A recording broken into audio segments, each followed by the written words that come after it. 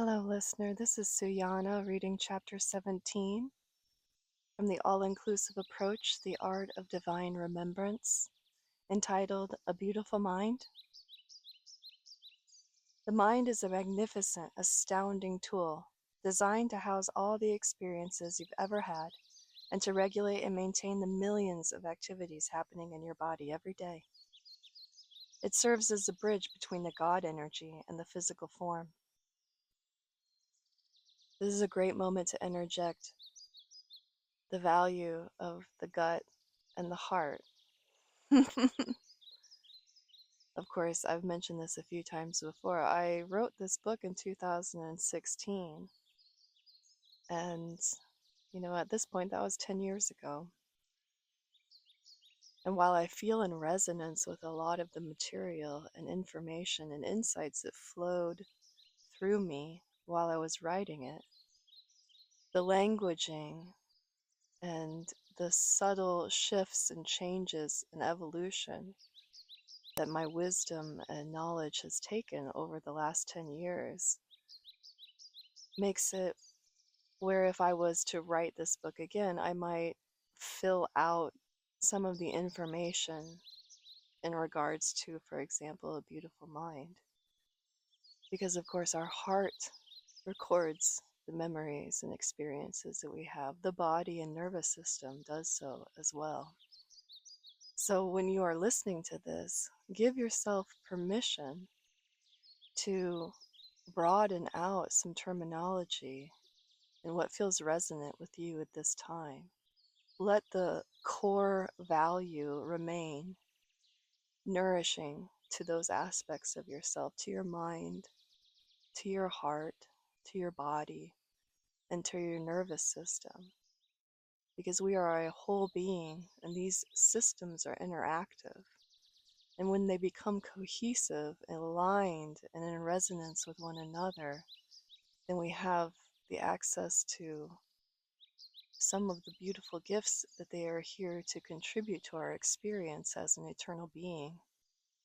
And in that way, we can truly value the way that they're designed and the operating system within which they function, giving them the capacity to express themselves fully and completely. Okay, back to the chapter. The mind is great for tasks like receiving and sending signals from the body, reminding you about a dentist appointment on Thursday, or recalling that you know the woman you saw at the supermarket from your yoga class. In essence, it's your ever-expanding library. But here's the key. The mind is not the reader or interpreter of the content. That role belongs to you. Depending on the mind for your most important decisions is frustrating at best and a descent into despair and madness at worst. The mind can recall your preferences, offer input about patterns, analyze data, and postulate about potential outcomes based on past experiences. However, all this information is based on the content you've been exposed to throughout your life, your memories, assumptions about that content, and your conditioned relationship to it. For example, if you had difficulty in school and developed a relationship with it filled with disdain, resistance, embarrassment, and failure, your mind might tell you that going back to school for 8 years to become a licensed counselor is a poor choice.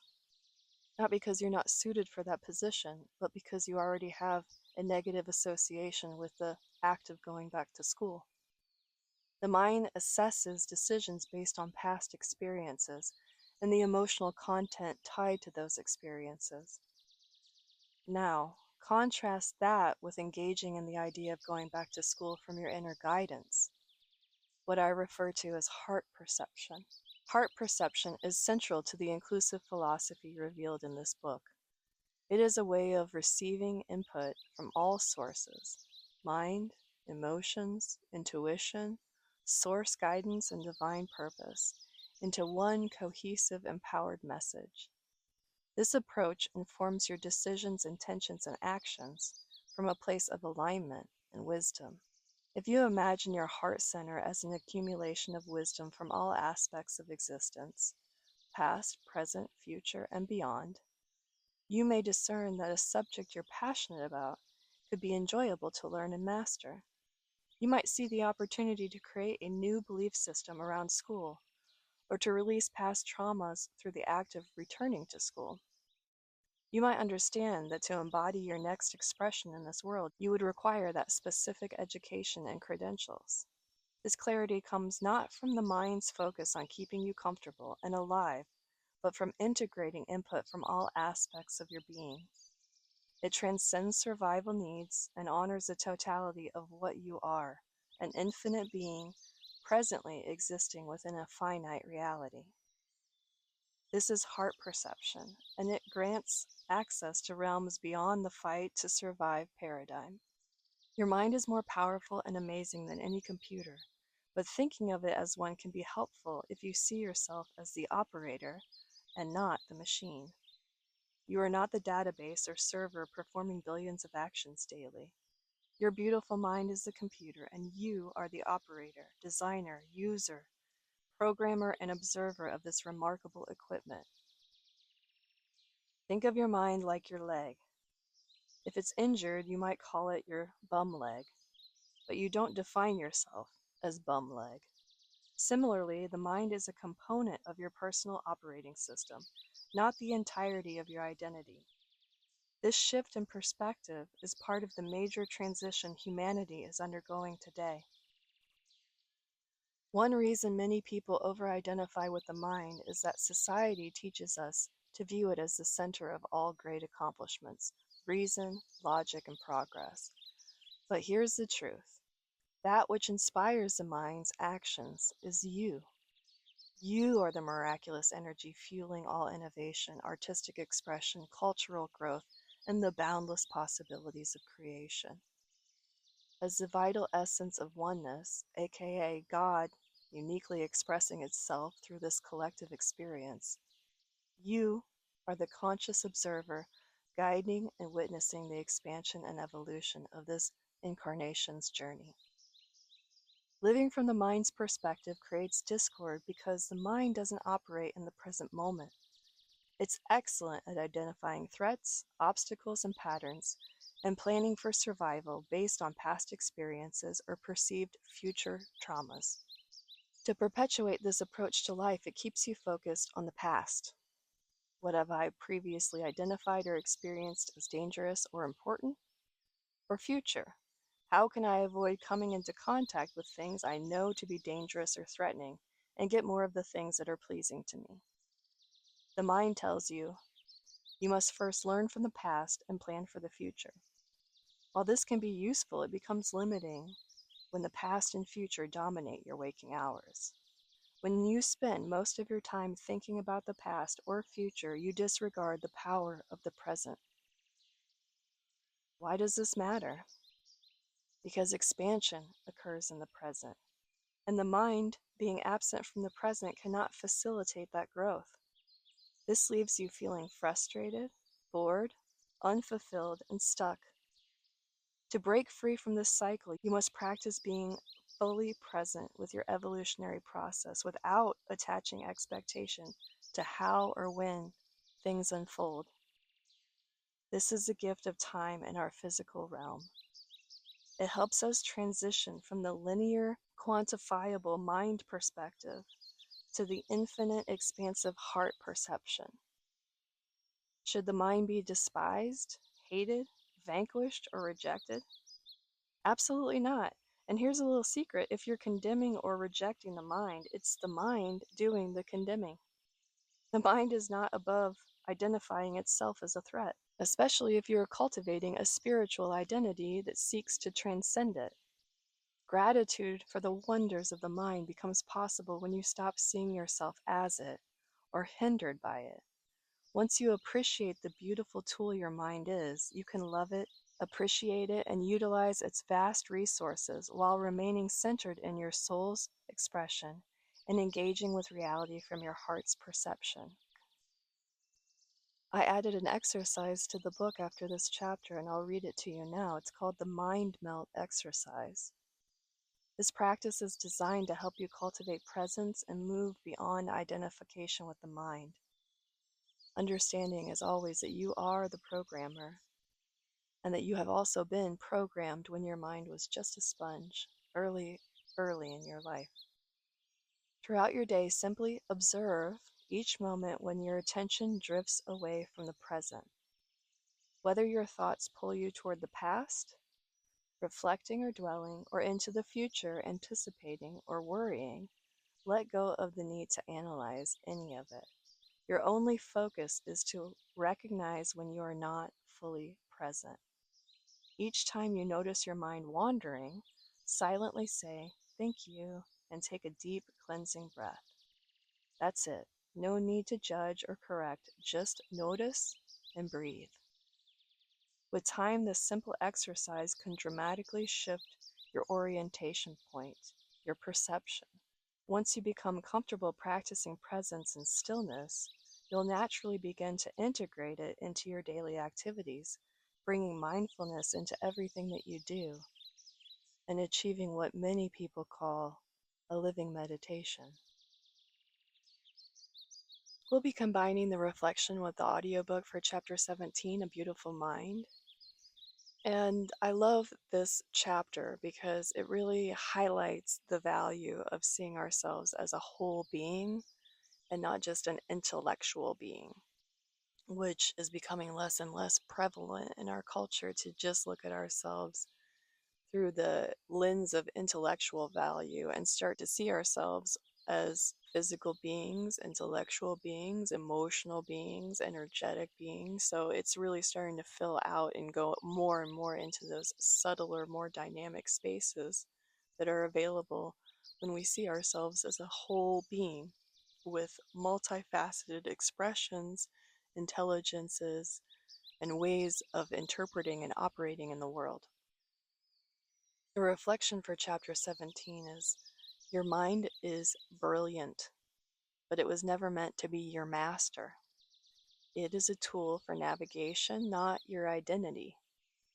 When left unchecked, the mind loops through past experiences and future projections, mistaking projection for control.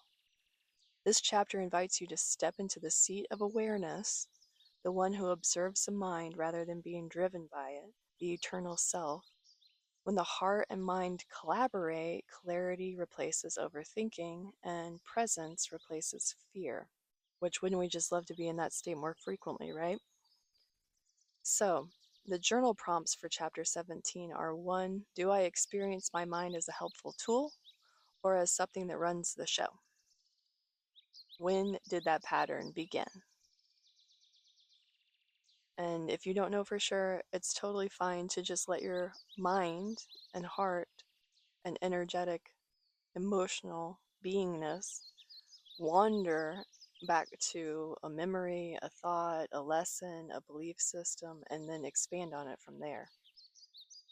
Number 2, when I feel anxious or resistant, where does my mind go? Into the past, into imagined futures, into stories, into belief structures. What do you tell yourself when you are anxious, resistant, or stressed? Number 3, can I recall a moment when intuition or heart perception guided me differently than logic? What was the outcome? And this one's a really fun one for me because I have had several times, probably you can relate to this too, that I've had like an intuitive nudge or guidance that I rationalized myself out of, and then I did something different than that and was met with less than optimal outcomes or circumstances. And then, of course, I would think to myself, man, I wish I would have just listened to my gut on that. And I used to really beat myself up about that, to be honest with you. But nowadays, I just kind of feel like it's more of a game. And I'm just like, oh, dang it. Okay, next time. Next time I'll remember and follow through and trust. Um, but this time, the other side won. Yeah. And in that way, it can be a lot more playful than condemning and judgmental. Number 4, if I personified my mind, who would it be? Protector, a strategist, a fearful child? Write a short dialogue between you and your mind. It wasn't developed to be a nefarious character in the story of your life. Most of the patterns that we can see as hindrances in our adult life were there to protect us in our childhood and early life. And when we can come at the process of evolving through those dynamics from a place of honoring them and being a loving witness and guide to their evolution, it's much easier to integrate the value that they brought to our life before they stopped being so beneficial. And then you don't have to cast any aspects of yourself aside. They can just naturally be dissolved into another version of self. And at times it will feel like a small death. In fact, there are some ancient religions that talk about that, a life of many deaths. And one of the things that they're referring to in that is this process of letting aspects of self go because they've completed the contribution that they need to offer in your life, in your evolution. And there's a letting go process. And in that letting go process, it can also include some grieving. And when you get practiced at that, when that becomes a natural part of your transformation and evolution, then it doesn't feel like there's really anything to fix. It's more about just being in the experience of it, in the experience of the grief, sometimes in the experience of the loss, in the experience of the relief, in the experience of the expansion, and so on. Journal prompt number 5 is, what would shift in my life if I truly understood that I am the observer of thoughts? And not always my thoughts, sometimes just the thoughts that are flowing through consciousness and not their captor. So if you're the observer of thoughts and not the captor of them, then you can imagine yourself like a person sitting on a park bench watching all of the different characters existing in that park moving through your awareness. Some of them you might really deeply relate to, others not so much. But you aren't looking at all of those characters moving through the park and identifying them as qualities that you want to accept within yourself or reject within yourself, because you can be objective about what you're witnessing. And the thoughts that flow through your awareness can be similar to that perspective when you've been practicing for it for a while, and you're not so oriented towards claiming every single thought that passes through your awareness as yours. The exercise for this chapter is called Mind-Heart Alignment Check, and the purpose of it is to move from mental dominance to integrated awareness, where you let all of the aspects of yourself really come online and inform your experience of reality. So the next time you face a decision, if you want to come back to this chapter, you can walk through these steps. And step 1 is just pause, ask your mind, what are you concerned about? And let it speak fully. Give it its entire breadth of perception. Step 2, then place your hand on your heart and take 3 slow breaths. The breath is so essential to getting grounded into the body, in the present. Number 3, ask, what feels aligned with my highest good here and now? Really do your best to not move yourself into a future expectation. Be present with what is the most valuable thing for you right then. And then step number 4, notice any differences. Is the mind referencing past pain or predicting future risk? Is the heart offering steadiness rather than urgency? What is your orientation point after you go through this practice? And if you continue to make use of this practice over and over and over again, how does your decision-making process evolve? And after you've been doing this for a while, you can reflect about what changes when I listen from awareness instead of fear, apprehension, worry, concern. You do not need to silence the mind. You simply need to lead it. The mind was designed to serve consciousness, not replace it. And that's what we're waking up from based on our past patterning as a collective consciousness. So you are the awareness behind the thoughts, and this invitation is for you to return there as often as possible, to reorient yourself into the awareness behind all content coming in. Thoughts, experiences, interactions, news, movies. What is the awareness that you are experiencing with what it's being exposed to, what you are exposing yourself to? The quote to contemplate for this chapter is, "You have power over your mind, not outside events. Realize this and you will find strength." Marcus Aurelius. Thank you so much for joining me. I hope you enjoyed it and it was nourishing to your system. If you feel called to, please leave a comment, subscribe to the channel, like the video. I really love engaging with you, and I hope to do so more and more as we continue on this journey together. Until next time, be well and enjoy the now.